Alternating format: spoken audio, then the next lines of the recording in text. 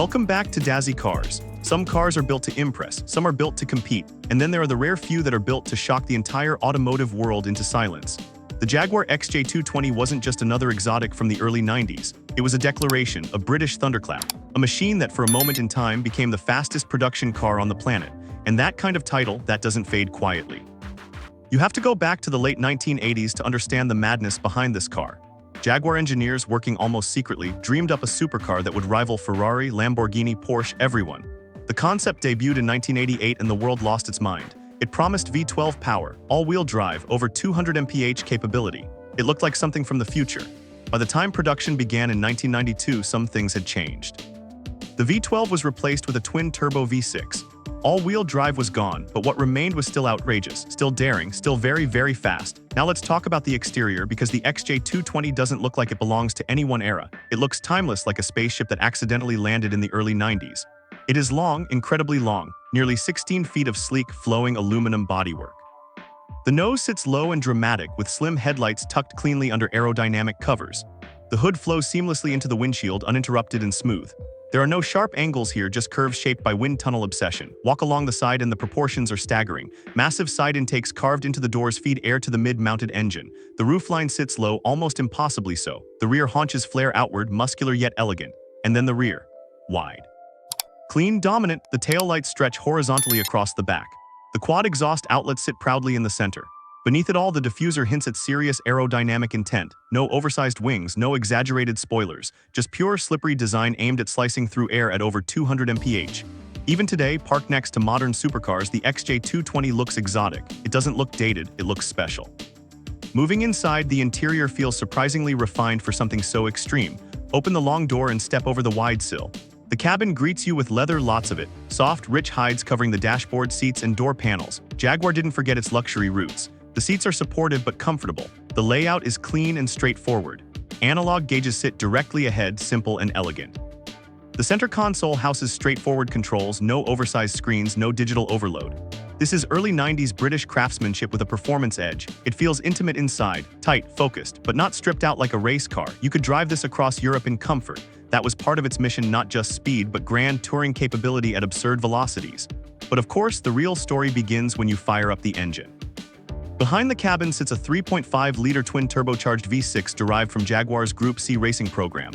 Yes, a racing engine at heart, producing 542 horsepower and 475 lb-ft of torque. In 1992, that was outrageous. 0 to 60 in around 3.6 seconds. Top speed officially recorded at 212 mph. For a time, it held the title of the fastest production car in the world. Let that sink in. This British machine, born from a skunkworks project, outran everything. And the way it delivers power is dramatic. There's a slight pause as the turbos spool and then the boost hits hard. The acceleration feels relentless, like the car is stretching its legs in one long, uninterrupted surge. The 6-speed manual transmission keeps you fully engaged. No paddles, no automation, just clutch, gear, lever, precision. The engine note is unique. It's not a screaming V12. It's not a thundering American V8. It's a layered, turbocharged roar, mechanical and intense, with the faint whistle of boost building behind you.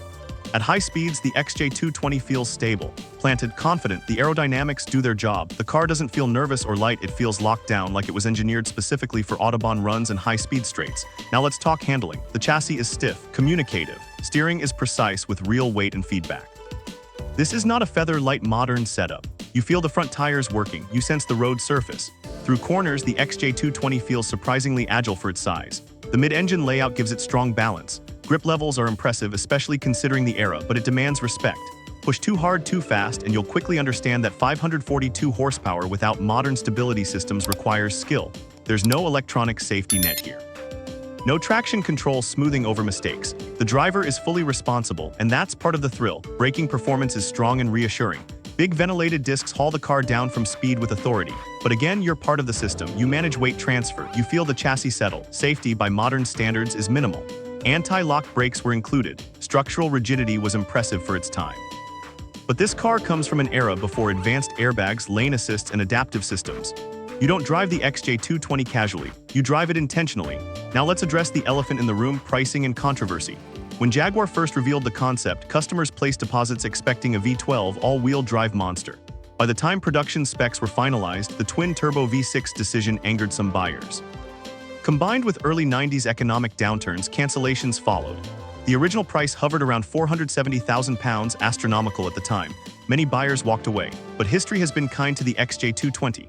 Today, collectors recognize what it truly was, a groundbreaking, record-setting supercar. Only 275 units were built. That rarity alone makes it special. But beyond numbers, it represents ambition. Jaguar could have played it safe, built something conventional. Instead, they aimed for 220 mph, hence the name. They pushed boundaries, they chased a world record, and they achieved it. Emotionally, the XJ220 feels like a time capsule from a bold era of automotive experimentation, when manufacturers were willing to take risks, when speed records mattered deeply, when analog performance reigned supreme. Driving it today would feel raw, mechanical, intense. The clutch would demand focus. The turbos would surge unpredictably compared to modern systems. The steering would communicate every imperfection in the pavement. And that's the magic. It's not sanitized, it's not filtered. It's pure early 90s supercar insanity wrapped in British elegance. The Jaguar XJ220 stands as proof that Jaguar once built the fastest car in the world, that they dared to challenge the giants, that they didn't just build luxury sedans, they built legends. Long, low, impossibly sleek. Twin turbos hissing behind your head, a manual gearbox demanding your full attention. It's not perfect. It had controversy, it had critics, but greatness often does. What matters is that for a moment in time, it stood at the top of the speed mountain, and that's unforgettable.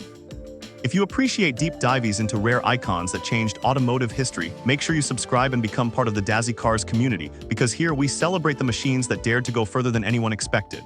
The Jaguar XJ220 isn't just a fast car. It's a bold chapter in British engineering. It's a reminder that ambition sometimes overshadows comfort. It's a record holder, a risk taker, a legend carved in aluminum and boost pressure. And if you want to experience British performance from a completely different perspective, where elegance meets V12 Grand Touring refinement, go watch our already uploaded deep dive on the Aston Martin Vanquish 2001 right now. That video is live on the channel, and once you see how the Vanquish delivered power with sophistication instead of outright speed obsession, you'll understand just how diverse British performance truly is. Click over and feel that contrast for yourself.